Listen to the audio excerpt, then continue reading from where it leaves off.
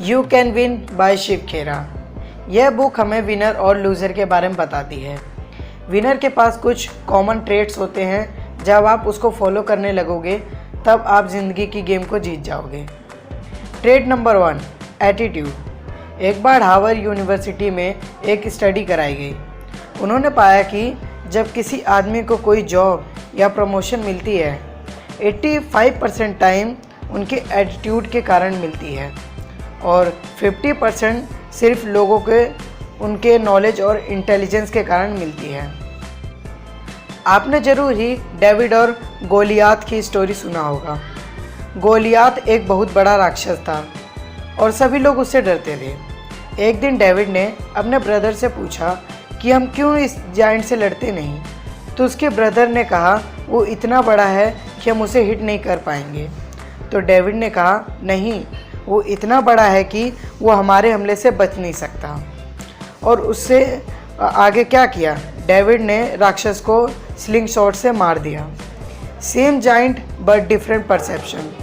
एक positive thinker के लिए एटीट्यूड एक रास्ता है सक्सेस तक जाने का, और एक नेगेटिव थिंकर के लिए ये एक स्टम्बलिंग ब्लॉक है। Trait number 2, success. विनर हमेशा अपने आप को प्रिपेयर करते हैं सक्सेस के लिए।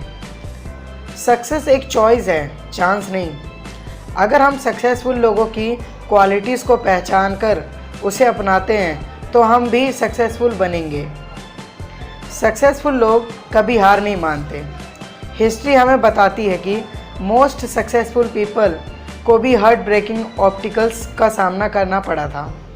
वो इसलिए जीते क्योंकि उन्होंने कभी हार नहीं मानी, हार के बाद भी। यह मुझे एक मैन की कहानी याद दिलाता है। यह आदमी अपने बिजनेस में फेल हो गया था जब वह 21 साल का था। फिर 22 साल की उम्र में वह लेजिस्लेटिव रेस को भी हार गया था। फिर वो अपने बिजनेस में ही फेल हो गया था जब वो 24 साल का था। फिर उसकी स्वीट हार्ट मर गई 26 साल की उम्र में। फिर वो सेनेटोरियल रेस हार गया था 45 साल की उम्र में।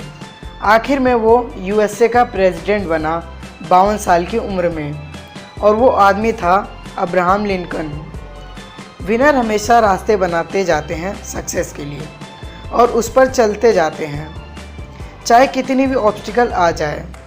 ऑब्स्टिकल जो सक्सेस के बीच में आते हैं, फर्स्ट फियर की वजह से हम इनसिक्योरिटी, लैक ऑफ कॉन्फिडेंस और प्रोकास्टिनेशन फील करने लग जाते हैं, और आखिर में यह समझने की क्षमता कम कर देता है।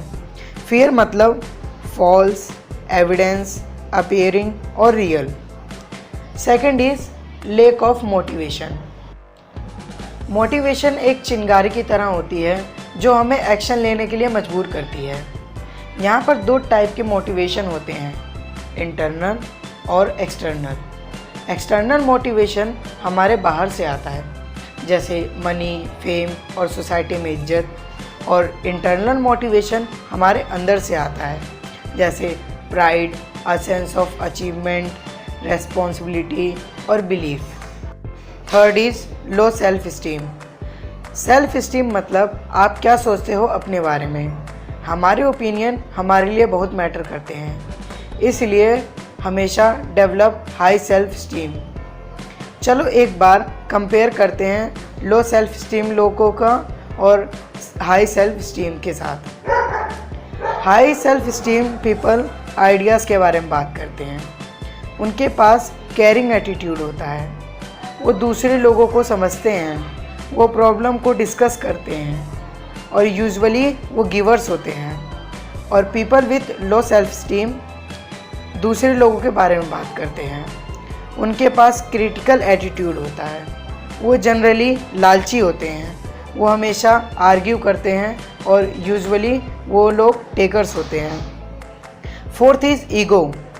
यह एक अनहेल्दी प्राइड है जिसका रिजल्ट अहंकार होता है, और healthy pride means feeling of pleasure of accomplishment of humanity. Trait number 3, goal setting. Goals एक ड्रीम होता है, एक डेडलाइन और एक एक्शन प्लान के साथ। डेफिनेट गोल बनाएं और एक प्लान बनाएं उसको पाने के लिए। दिन में 2 बार अपने गोल और प्लान को पढ़ें। गोल से एक स्मार्ट होना चाहिए। यहाँ स्मार्ट का मतलब है स्पेसिफिक, मेजरेबल, अचीवेबल, रियलिस्टिक और टाइम बाउंड। अगर आपको अपना गोल अचीव करना है तो आपको नई स्किल सीखनी पड़ेगी। यहाँ पर 4 स्टेजेस होते हैं लर्निंग के। मुझे याद है जब मैं साइकिल चलाना सीख रहा था तो मैं इन्हीं स्टेजेस से गुजर रहा था। Stage 1, unconscious incompetence. इस स्टेज पे मुझे पता नहीं था कि मैं साइकिल चला सकता हूँ या नहीं, क्योंकि मेरे पास कोई स्किल नहीं थी। Stage 2, conscious incompetence. बहुत कोशिश करने के बाद मुझे पता चला कि मैं साइकिल नहीं चला सकता, क्योंकि मेरे पास कोई स्किल नहीं थी साइकिल चलाने की। Stage 3, conscious competence. जैसे ही मैं ज़्यादा से ज़्यादा प्रैक्टिस करने लगा तो मैं साइकिल चलाने के काबिल बन गया। अब मुझे पता था प्रोसेस के बारे में। मुझे स्किल डेवलप करनी पड़ी साइकिल चलाने के लिए। Stage 4, unconscious competence. इस स्टेज पे मुझे कुछ सोचना ही नहीं पड़ता था साइकिल के चलाने के लिए। यह मेरी हैबिट बन गई थी। मैं साइकिल एक प्रो की तरह चलाने लग गया था। ज़्यादातर लोग एक्सीलेंस इसलिए अचीव नहीं कर पाते क्योंकि उनके पास उन सब की कमी होती है, जैसे lack of vision, limited vision.